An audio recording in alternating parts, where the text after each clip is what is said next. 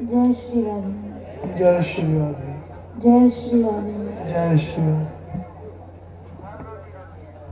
श्री राधा रानी ब्रज सीमा परिक्रमा मान मंदिर बरसाना 2011 का 18वां पड़ाव दिनांक 29 को तिथि तृतीया शनिवार के दिन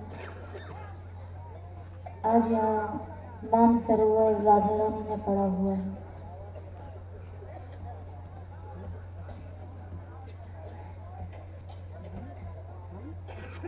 आज हम लोग सुबह नसीटी गांव से चले।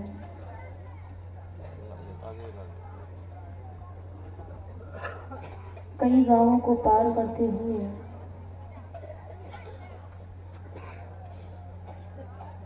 और यहाँ मान सरोवर जिसे राधा रानी भी कहते हैं, आप पहुंचे।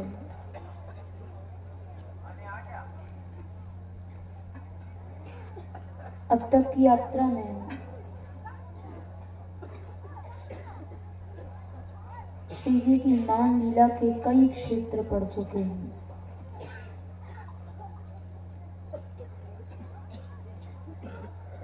सबसे पहले जहां से यात्रा प्रारंभ हुई थी मान मंदिर, फिर मानागढ़ी हम लोग आए, वहां भी श्री जी की मान लीला हुई। और आज जहां पड़ाव है मान सरोवर में,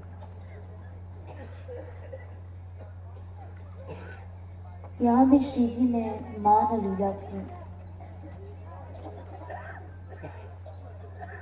इस क्षेत्र में ठाकुर जी श्री जी की अनेकों लीलाएं हुई हैं।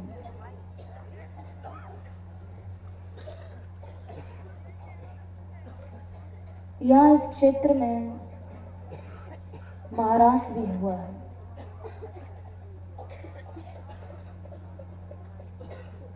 एक बार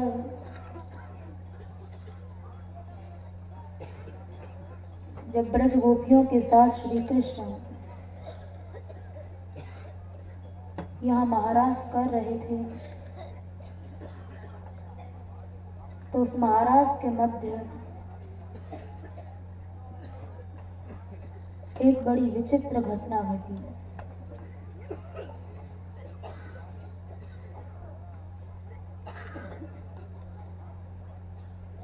ये कथा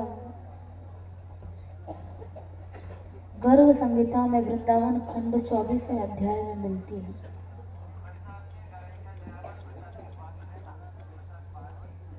एक बार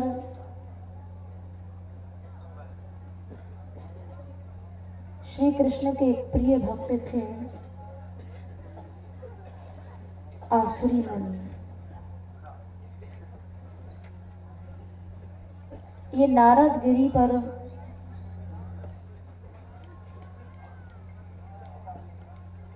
युगल सरकार का ध्यान किया करते थे और ध्यान करते करते इनको वहां 60,000 वर्ष से भी अधिक समय हो गए।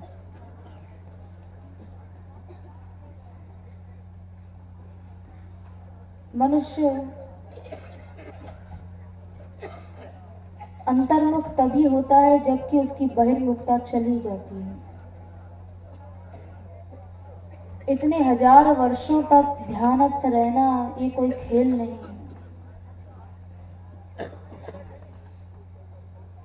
आसुरी मुनि अंतराराम थे, उनकी सभी वृत्तियां अंतर्मुख हो चुकी थी।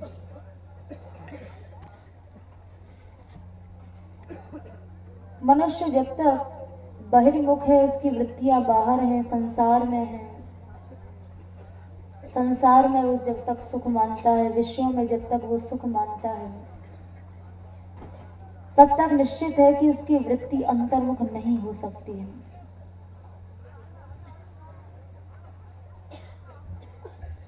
और अंतर्मुख हो जाने पर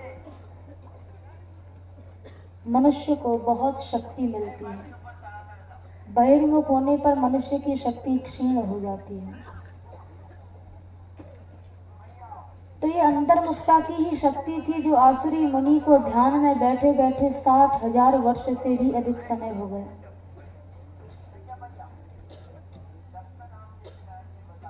श्रीमद् भागवत जी में भी कहा कि भगवान के 2 रूप हैं, एक तो काल रूप है और एक दूसरा पुरुष रूप है।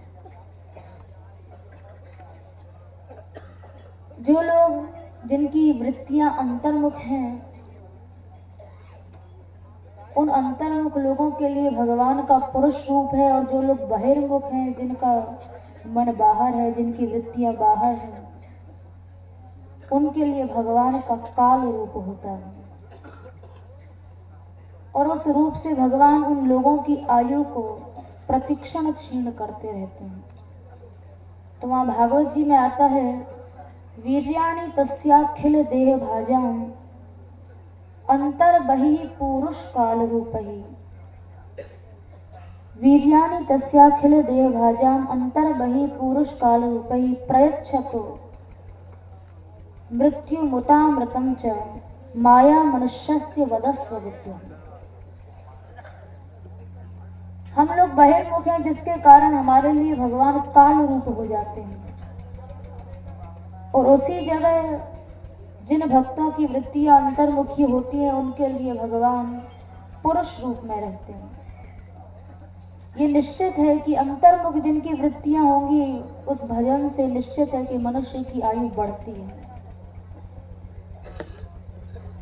आसुरी मुनि को ध्यान में बैठे बैठे 60,000 वर्ष बीते, और उस अंतर्मुखता का परिणाम था कि इनको रोजाना युगल सरकार के ध्यान में दर्शन हुआ करते थे। एक दिन ध्यान में बैठे हुए थे, किंतु उस दिन ध्यान में इनको श्री जी ठाकुर जी ने दर्शन नहीं दिए। रोजाना जिसको युगल सरकार के दर्शन होते थे, जब उस दिन श्री जी ठाकुर जी ने दर्शन नहीं दिए तो ये बड़े व्याकुल हो गए, और इनकी वो विकलता ऐसी बढ़ी कि उसी समय, महान तपस्वी तो थे ही, अपने तपोबल से उसी समय ये बद्रिकाश्रम में गए। बद्रिकाश्रम जहां नर नारायण भगवान तप करते हैं। वहां जब पहुंचे तो इन्होंने देखा कि वहां बद्रिकाश्रम में नर नारायण भगवान है ही नहीं, इनको दर्शन नहीं हुआ।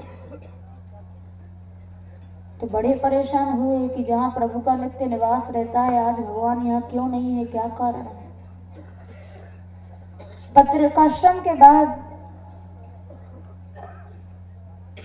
आकाश मार्ग से होते हुए आसुरी मुनि लोकालोक पर्वत पहुंचे। वहां जब पहुंचे तो वहां भी सहस्त्र फणों वाले अनंत देव भगवान संकर्षण के उन्हें दर्शन नहीं हुए। वहां प्रभु के पार्षद खड़े हुए थे। उन पार्षदों से पूछा कि हे मानदो, आज प्रभु कहाँ चले गए हैं? मैं बद्रिकाश्रम गया तो वहां भी नर नारायण नहीं थे, यहाँ आया तो यहाँ भी प्रभु नहीं है। तो पार्षदों ने मना कर दिया कि हे मुनि, हमें उनके बारे में कुछ भी ज्ञात नहीं है। सुनकर ऋषि बड़े परेशान हुए, और उसके बाद वे सीधे क्षीर सागर से सुशोभित श्वेत द्वीप पहुंचे, जहां लक्ष्मी नारायण भगवान रहते हैं। वहां जब पहुंचे तो वहां उन्हें लक्ष्मी नारायण भगवान के भी दर्शन नहीं हुए। उसके बाद वो सीधे वैकुंठ पहुंचे तो वहां भी उन्हें भगवत दर्शन नहीं हुआ। वैकुंठ के बाद भगवत कृपा से, तपोबल के प्रभाव से आसुरी मुनि गोलोक गए। गोलोक में जब पहुंचे तो वहां भी उन्हें भगवान का दर्शन नहीं हुआ, क्योंकि जितने भी भगवत धाम है उन सब के ऊपर गोलोक धाम है। वहां भी जब प्रभु का दर्शन नहीं हुआ तो वहां के पार्षदों से मुनि ने पूछा कि हे पार्षदों, आज ये क्या हो रहा है, मैं जहां जिस धाम में जा रहा हूं वहां मुझे प्रभु का दर्शन ही नहीं हो रहा, मुझे प्रभु दिख ही नहीं रहे या प्रभु कहीं चले गए। तो गोलोक धाम के पार्षदों ने बताया कि हे मुने, इस समय जिस ब्रह्मांड में भगवान ने वामन रूप से अवतार लिया था, प्रश्नि गर्भ रूप से प्रकटे थे, उस ब्रह्मांड में भगवान है। यदि आपको दर्शन की इतनी लालसा है तो जाइए और उस ब्रह्मांड में भगवान का दर्शन कर लीजिए। उस समय प्रभु यहां इसी क्षेत्र में अनेकों गोपांगनाओं के साथ रास क्रीड़ा कर रहे थे। आसुरी मुनि उसके बाद कैलाश पर्वत गए। वहां उन्होंने देखा कि भगवान शिव ध्यानस्थ बैठे हुए हैं, ध्यान में डूबे हुए हैं। ओम नमः शिवाय करते हुए उन्होंने भगवान शिव की स्तुति की, वंदना की। भगवान शिव जानते थे कि ये भगवान श्री हरि के बड़े प्रिय भक्त हैं, तो प्रभु ने अपने नेत्र खोल दिए। उसके बाद आसुरी मुनि ने भगवान शिव को कहा, शंभो, मैं सारे ब्रह्मांड में घूम आया, चारों ओर चक्कर लगाया, श्वेत द्वीप गया, गोलोक गया, वैकुंठ गया, बद्रिकाश्रम गया, लेकिन मुझे कहीं भी भगवत दर्शन नहीं हुआ। प्रभु कहां चले गए? तो शिवजी ने जब आसुरी मुनि की बातें सुनी तो शिवजी उनकी बात सुनकर हंस गए। भगवान शिव ने कहा, मुने, इस समय प्रभु गोपांगनाओं के साथ ब्रज भूमि में रास क्रीड़ा कर रहे हैं। आसुरी मुनि ने कहा, तो प्रभु इसमें आपका क्या विचार है? भगवान शिव बोले कि मेरा क्या विचार है, मैं तो वहां जाऊंगा, प्रभु की रसमयी रास लीला का दर्शन करूंगा।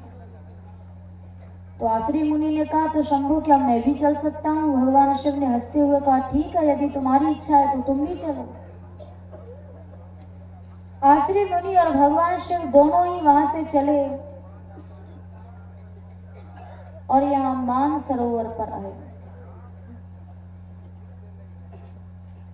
जहां रास मंडल के मुख्य द्वार पर कोटि कोटि गोपियां श्री कृष्ण और श्री राधा रानी की आज्ञा से पहरा दे रही थी। क्योंकि रास के समय किसी भी एक पुरुष का प्रवेश नहीं होता, एकांत में पुरुष केवल श्री कृष्ण रहते हैं। तो जब भगवान शिव आसुरी मुनि के साथ वहां पहुंचे तो अनेकों गोपियां बेंत और छड़ी लेकर खड़ी हुई थी। उन्होंने रोक दिया कि तुम लोग कहां जा रहे हो? महादेव जी ने आसुरी मुनि के साथ कहा कि हे गोपियों, हम कृष्ण दर्शन लालसा से यहाँ आए हैं, तो हमें तुम कृष्ण दर्शन करा दो। गोपियों ने मना कर दिया कि नहीं, प्रभु के रास के समय, रास लीला के समय वहां किसी भी पुरुष का प्रवेश नहीं होता है। तो आसुरी मुनि और महादेव जी ये सुनकर बार बार प्रार्थना करते रहे कि यदि आप लोग चाहो तो हमें युगल सरकार के दर्शन करा सकती हो। उनकी प्रार्थना सुनकर उन ब्रज गोपियों को दया आ गई। उन्होंने कहा, ठीक है, यदि तुम्हें दर्शन करने की इतनी इच्छा है तो इस रूप से तो तुम्हें दर्शन मिल नहीं सकता है, इसलिए जो मान सरोवर है इसमें तुम स्नान करो, इससे तुम्हें गोपी रूप प्राप्त होगा। उसके बाद स्त्री शरीर से ही तुम रास में प्रवेश कर पाओगे। शिव जी ने आसुरी मुनि के साथ प्रभु की उस दिव्य रास लीला को देखने के लिए उस मान सरोवर में जब प्रवेश किया, उसमें स्नान किया, तो उसमें स्नान करने से भगवान शिव का और आसुरी मुनि दोनों का गोपी रूप हो गया। और ये सब बातें केवल शास्त्र में ही नहीं लिखी गई हैं, सब ब्रजवासी इन सब लीलाओं को जानते हैं और वो गाते हैं।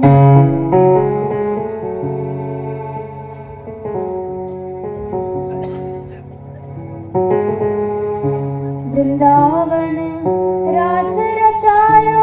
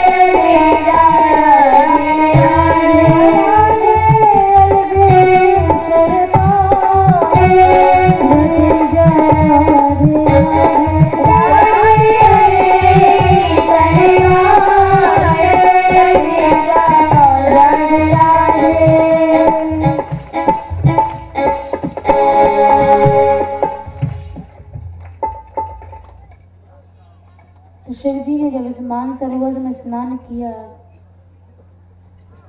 तो उनको गोपी रूप की प्राप्ति हो गई। गोपी रूप प्राप्त होने के बाद उन दोनों को रासलीला में प्रवेश करने का सौभाग्य मिला। आसुरी मुनि और श्री महादेव जी दोनों ने अंदर प्रवेश किया, जहां माधवी लताओं की कुंजें थी, यमुना जी में रत्नमयी सीढ़ियां थी, यमुना रत्न सोपान तोलिका भैर विराजी थी। महादेव जी को और आसुरी मुनि दोनों को वृंदावन का दिव्य दर्शन प्राप्त हुआ, जहां शीतल मंद सुगंध वायु चल रही थी।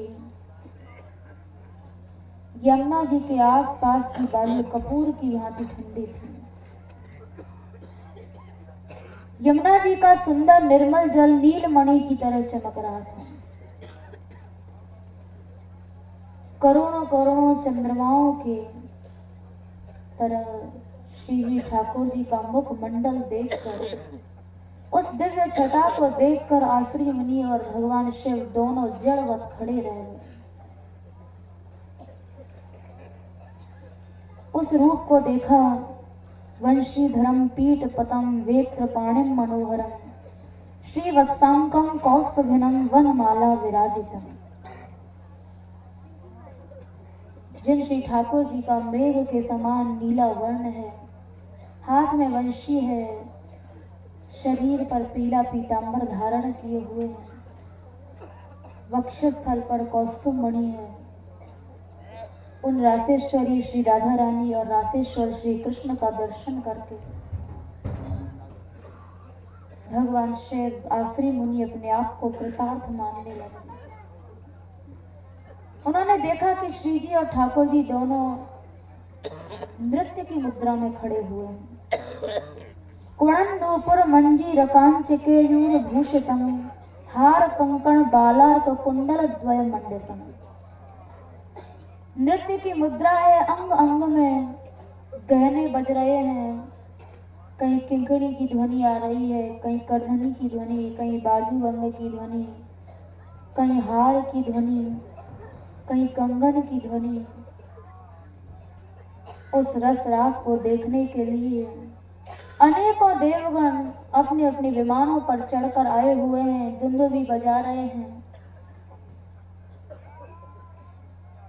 अनेकों गोपियां, किसी की अवस्था मुग्धावस्था है, किसी की प्रौढ़ अवस्था है। अनेकों नायिकाएं मां श्री कृष्ण के साथ नृत्य करने को, रास करने को खड़ी हुई हैं। केवल नाचना ही रास नहीं कहा जाता है।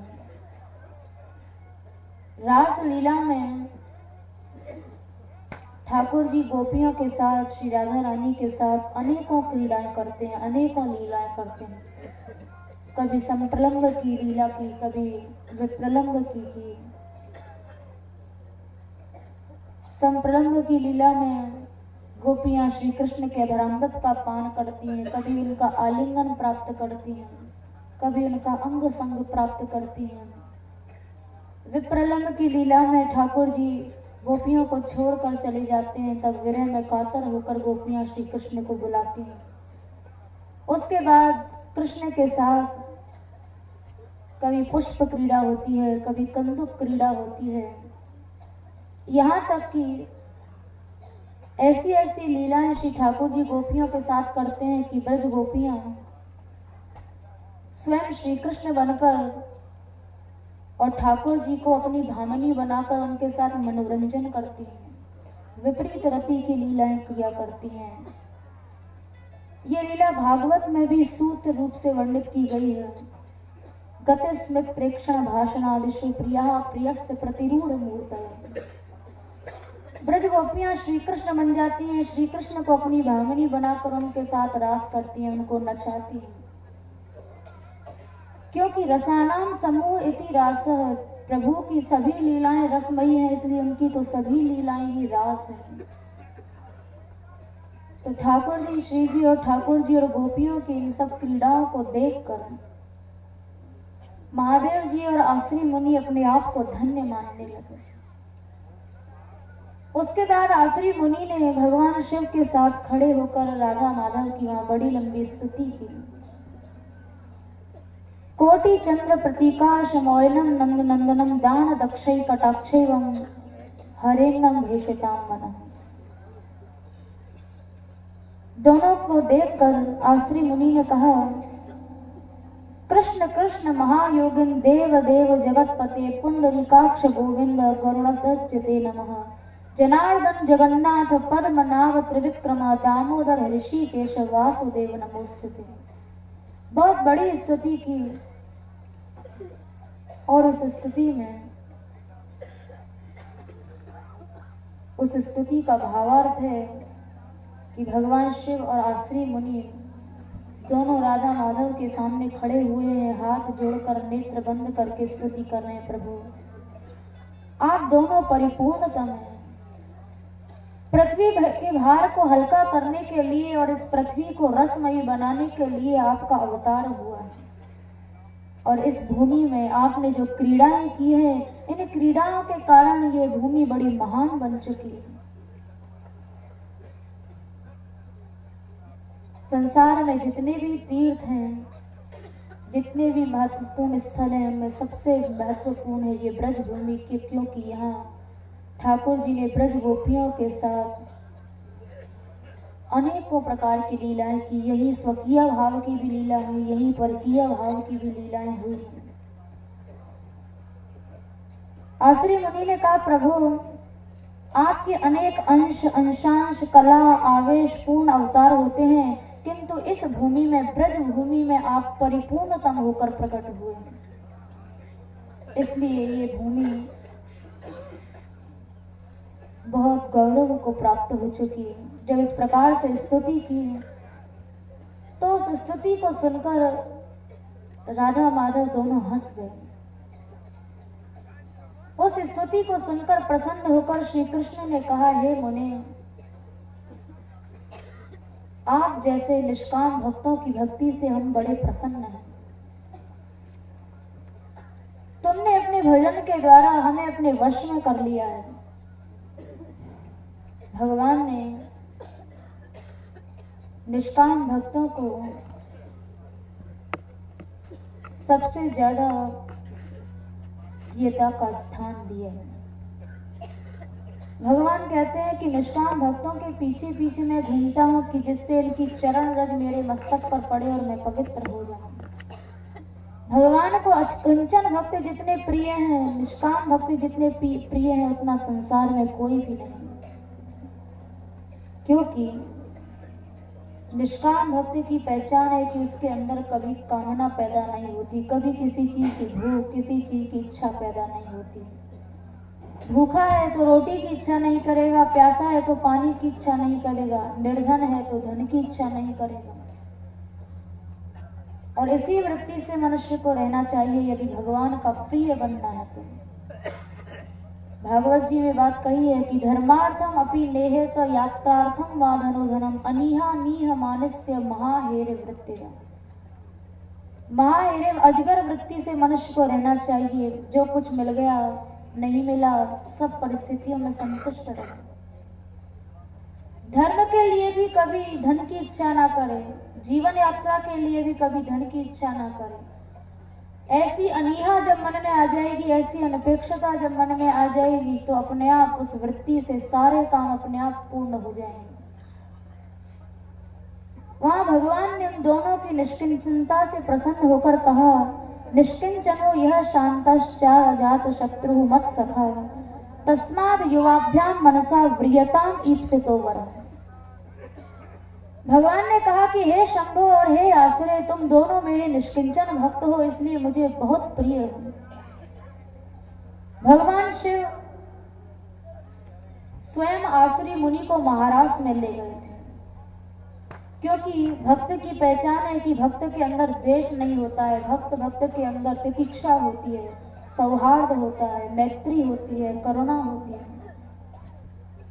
तो भगवान शिव स्वयं आसुरी मुनि को लेकर गए थे। उन्होंने ये नहीं सोचा कि केवल हम ही रास के दर्शन कराएं, आसुरी मुनि दर्शन करके क्या करेंगे। आसुरी मुनि को भी भगवान शिव रास लीला के दर्शन कराने के लिए अपने साथ लाए। उनके इन सब भावों से प्रसन्न होकर भगवान ने कहा, शंभो अब तुम हमसे कुछ मांग लो। श्री जी ने भी कहा दोनों से कि आप लोग संकोच क्यों करते हैं, श्याम सुंदर ठीक कर रहे हैं, तुम्हें जो इच्छा हो तुम निसंकोच होकर मांग लो। जब ऐसा कहा युगल सरकार ने, तो आसुरी मुनि और महादेव जी ने दोनों ने नमोस्तु भूमन्यु वयो पदाब्जे सदैव वृंदावन मध्यवास न रचतेन्यो मत्तस्वम घृर नमो युवाभ्यम हरिराधिकाभ्यम। महादेव जी और आसुरी मुनि दोनों ने यह सुनकर राधा माधव से प्रार्थना की कि प्रभु यदि आप हमें कुछ देना चाहते हैं तो हमें सदा सदा के लिए वृंदावन में वास दे दीजिए, हमारी तो केवल यही इच्छा है। उनकी इस इच्छा को सुनकर प्रभु बहुत प्रसन्न हुए और भगवान ने भी अथ कृष्णो रास लीलां चक्रे पद्मा करे वने पतत सुगंधि रजसी गोपी भीर भ्रमरा कुले निकुंज पार्श्वे पुलिने वंशीवट समीपतः शिवोपी च आसुरी मुनिर नित्यम वासम चकार। राधा माधव ने कहा तुम चिंता ना करो, निश्चित ही तुम्हें वृंदावन धाम में सदा सदा के लिए वास मिलेगा। उन्होंने दोनों युगल सरकार ने तथास्तु कहकर उन्हें संतुष्ट किया।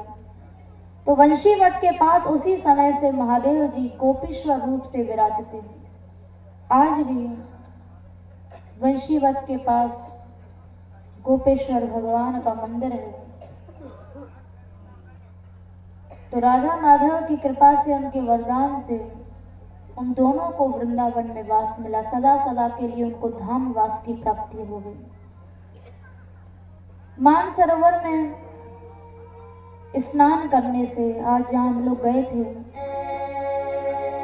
भगवान शिव का मनोरथ सिद्ध हुआ था। तो ये सरोवर ऐसा है कि सभी मनोरथों को, सभी कामनाओं को पूर्ण कर देने वाला है। तो इसलिए मानसरोवर को प्रणाम करने का जो मंत्र है उसको बोलकर मानसरोवर को प्रणाम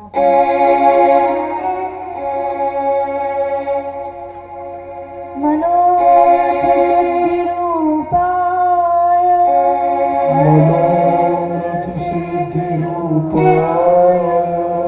मनोरथ सिद्धि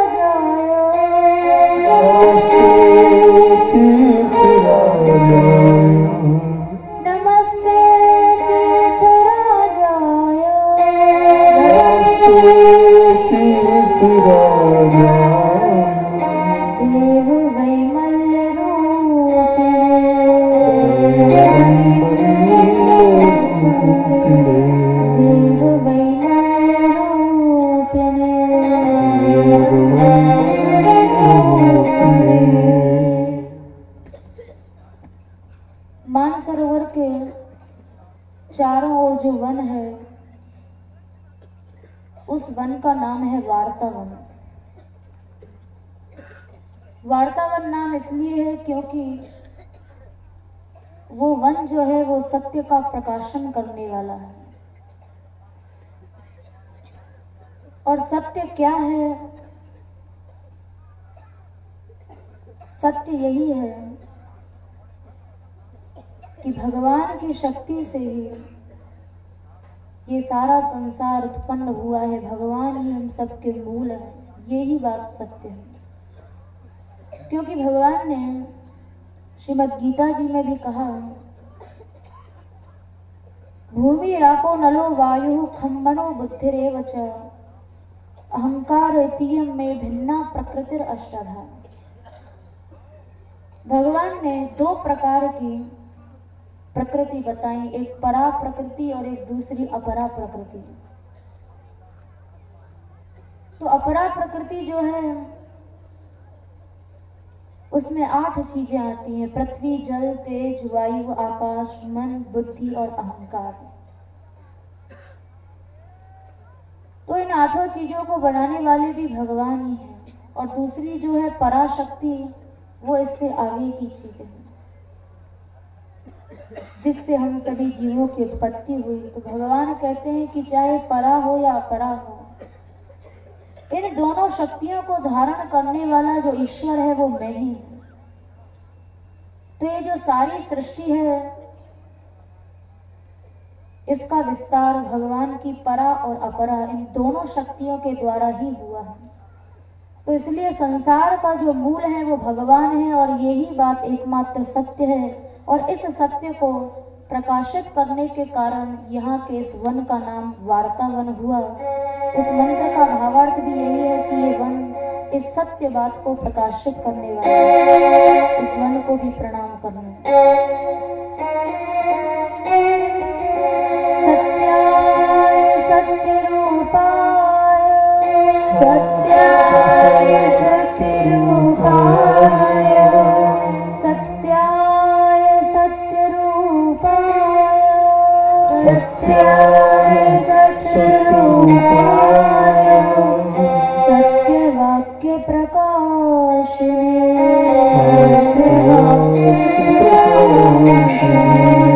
सत्यवाक्य प्रकाशिने,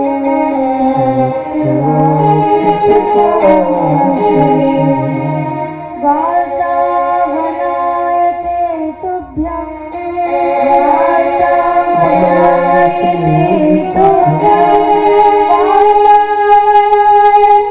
वनायते तुभ्यं, वार्ता वनायते तुभ्यं, नमो मिथ्या विनाशिने, नमो मिथ्या विनाशिने, नमो मिथ्या विनाशिने, नमो मिथ्या विनाशिने।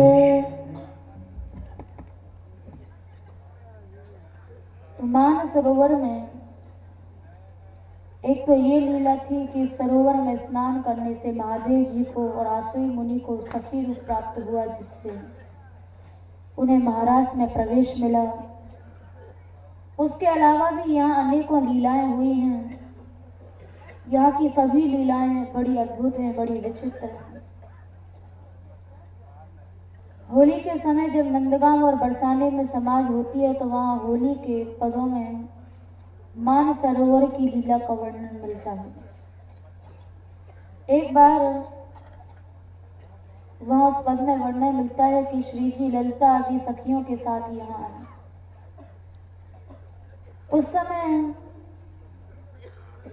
श्याम सुंदर, क्योंकि आत्मा तु राधिका तस्य, हम लोग भगवान का भजन करते हैं क्योंकि वे हमारी आत्मा है और उनकी भी आत्मा है श्री राधा रानी। तो इसलिए श्री ठाकुर जी राधा रानी की उपासना करते हैं। तो उन्होंने यहाँ मान सरोवर में श्री ठाकुर जी ने राधा रानी की एक सुवर्णमयी प्रतिमा बनाई और उस प्रतिमा को दिन रात उसकी आराधना करते, उसे स्नान कराते, उसकी पूजा करते, उसको भोग लगाते और उसके सामने बैठकर राधा राधा राधा जाप करते हुए प्रेमाश्रु बहाया करते थे। क्योंकि ठाकुर जी के लिए श्री जी की आराधना ही प्रधान है। ठाकुर जी दिन रात राधा नाम जपते हैं, वंशी में भी राधा नाम लेते हैं, रटरी मुरली राधे राधे, ये मेरो साधन आराधन। राधा रानी ही उनकी साधना है, वो ही उनकी आराधना है, वो ही उनकी सब कुछ है। तो श्री ठाकुर जी नारी रूप बनाकर, कृष्ण रूप से नहीं, नारी रूप बनाकर यहाँ श्री जी की आराधना करते थे। उनके नेत्रों से प्रेमाश्रु बहते और वे प्रेम में ऐसे विकल हो जाते, ऐसे तन्मय हो जाते कि राधा रानी की उस प्रतिमा के आगे नाचने लगते थे। नृत्य जो है ये सबसे बड़ी आराधना है, सबसे बड़ा यज्ञ है। अनेकों देवियां हुई, कात्यायनी हुई, श्री मीरा जी हुई, इन्होंने नाच नाच कर श्री कृष्ण को प्राप्त कर लिया, प्रभु को प्राप्त कर लिया। तो श्री जी के सम्मुख श्री ठाकुर जी राधा राधा नाम जाप करते हुए और नृत्य किया करते थे। तो घूमती हुई श्री जी अपनी मां सखियों के साथ आई। उन्होंने सखी रूप में श्री कृष्ण को देखा कि राधा राधा जप रहे हैं, नेत्र से अश्रु बह रहे हैं, नेत्र बंद है। तो श्री जी ने ललिता जी से पूछा कि ललिते ये कौन है? ललिता सखी ने कहा स्वामी जी ये तो कोई अद्भुत साधिका मालूम पड़ती है, क्योंकि इसकी साधना से पता लगता है कि निश्चित ही इसका आप में बड़ा गाढ़ प्रेम है। ये आपकी प्रतिमा को स्नान कराती है, उसका पूजन करती है, उसको भोग लगाती है, उसके सामने नृत्य भी करती है। तो ललिता सखी ने जब ये कहा तो श्री जी का हृदय करुणा से भर आया।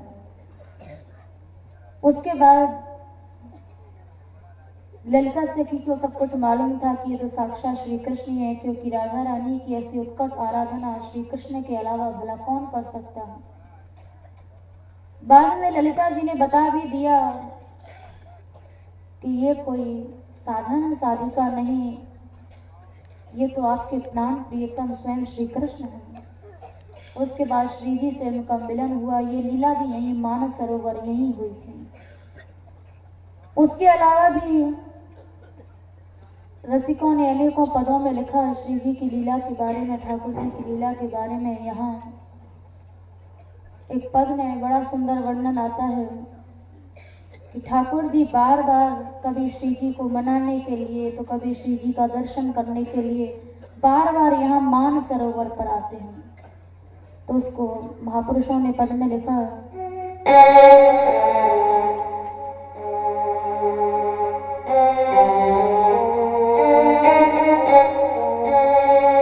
पुनि पुनि लाल भावरोले, पुनि पुनि लाल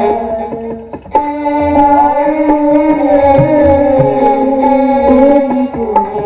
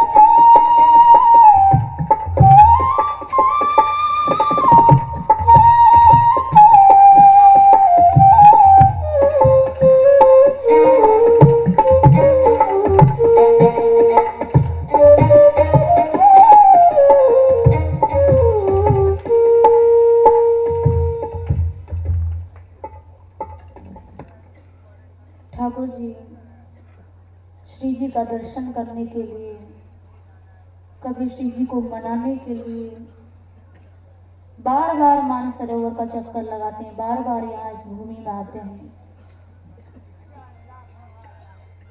मानसरोवर में यहाँ श्री जी की मान लीला भी हुई है।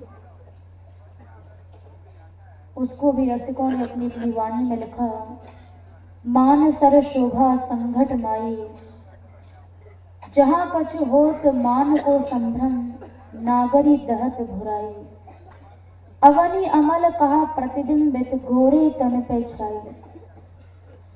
वो मान लीला इस प्रकार से है कि यहाँ की जो भूमि है हम लोगों को तो नहीं दिखाई देती, लेकिन जिनके अंदर वो भाव होता है उसको का दर्शन होता है। यहाँ की जो भूमि है वो मणिमय है, रत्नमय है। तो एक बार श्री जी और ठाकुर जी यहाँ बैठे हुए थे, दोनों का ही विग्रह बड़ा दिव्य है। तो श्री जी के विग्रह पर ठाकुर जी का प्रतिबिंब दिखाई दिया और ठाकुर जी के विग्रह पर श्री जी का प्रतिबिंब दिखाई देने लगा। ठाकुर जी के नीले वर्ण पर गौर विग्रह दिखाई पड़ा और श्री जी के गौर विग्रह पर उन्हें नीला वर्ण श्याम सुंदर का दिखाई पड़ा। तो जैसे हम लोग शीशे में जब देखते हैं तो अपना प्रतिबिंब दिखाई देता है, अपना मुंह दिखाई देता है, वैसे ही ठाकुर जी के विग्रह पर, ठाकुर जी के शरीर में, क्योंकि दिव्य विग्रह, जब श्री जी को अपना विग्रह दिखाई दिया तो प्रतिबिंब देखकर ही श्री जी ने मान कर लिया। श्री जी ने पूछा, लाल जी आपने यहाँ अपने हृदय में किसको धारण कर रखा है? तो ठाकुर जी बोले, हे राधे, ये तो आप ही हैं, आप इतनी भोली क्यों हैं, आप अपने ही स्वरूप को पहचान नहीं पा रहे हैं। तो श्री जी इतनी भोली है, समझ नहीं पाई कि ये मेरा ही विग्रह दिखाई दे रहा है, मेरा ही प्रतिबिंब दिखाई दे रहा है। तो श्री जी मान करके बैठ गए। तो ठाकुर जी ने मनाने लगे। श्री जी ने कहा कि मैं कैसे मान लूं, मुझे विश्वास दिलाओ, कुछ करके दिखाओ जिससे मुझे विश्वास हो कि हाँ आपके वक्षस्थल पर, आपके श्रीअंग पर मेरा ही प्रतिबिंब दिखाई दे रहा है। सो पिए मुकुर माही, जब लखिया तब हठ करत माई। तो श्री जी को विश्वास दिलाने के लिए ठाकुर जी ने कहा कि देखना राधे, मेरे विग्रह पर जो आपका प्रतिबिंब दिखाई दे रहा है ये आपका ही है। यह विश्वास दिलाने के लिए मैं एक उपाय करता हूँ। देखना, मैं अभी आपको माला पहनाऊंगा तो अपने आप ही मेरे श्री अंग पर जो आपका विग्रह दिखाई दे रहा है इसमें भी माला आ जाएगी। तो ठाकुर जी ने अपने गले से माला उतारकर श्री जी के गले में पहना दी। तो श्री जी ने जब माला पहन ली तो उनके प्रतिबिंब में भी माला आ गई। तो ये देखकर श्री जी मान गई कि हाँ ठाकुर कुछ सत्य कह रहे हैं। फिर ठाकुर जी बोले कि अब देखना, अब मैं इस माला को उतारूंगा तो इस प्रतिबिंब में से भी माला उतर जाएगी। तो ठाकुर जी ने जब माला उतार ली तो प्रतिबिंब में से भी माला हट गई। श्री जी मान गए कि ये मेरा ही विग्रह, मेरा ही प्रतिबिंब है जो आपके श्रीअंग पर दिखाई दे रहा है। जब और कुसुम दाह और मोरत, मान चोर बस जाए। जब फूलों की माला पहनाई श्री जी को ठाकुर जी ने, तो उसी समय मान रूपी जो चोर था वो वहां से भाग गया। श्री जी को विश्वास हो गया कि ये तो मेरा ही प्रतिबिंब दिख रहा था। श्री जी मान गई और उसके बाद दोनों का मिलन हो गया। मान रूपी जो चोर था वो वहां से भाग गया। तब रस रंग बढ़त है छिन छिन, प्रतिकुंज सुभग थल आई। सर के तीर लता निज मंदिर, केली करत मन भाई। वृंदावन हित रूप जांगवली, अल दृग वांछित पाई। श्री जी को विश्वास हो गया कि ठाकुर जी के श्रीअंग पर मेरा ही प्रतिबिंब दिखाई दे रहा था, मैं उसे समझ नहीं पाई। और उसके बाद दोनों का, श्री जी ठाकुर जी का मिलन हो गया। तो मान सरोवर पर यहाँ इस तरह से दोनों की मान लीला भी हुई थी, क्योंकि प्रभु की सभी लीलाएं ही रास लीलाएं। यहाँ प्रभु ने संप्रलंब की लीला भी की, विप्रलंब की लीला भी की, मान लीला भी की। तो इस संक्षेप में आप लोगों ने मान सरोवर की लीला को सुना।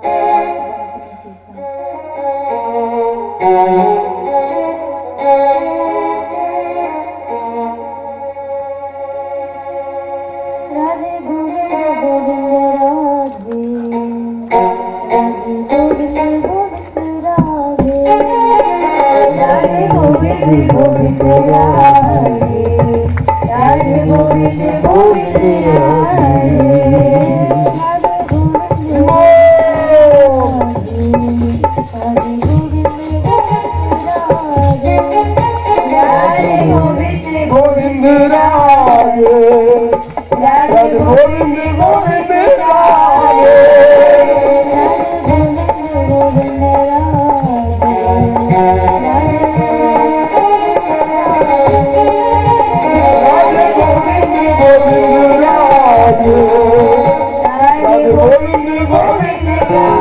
Govinda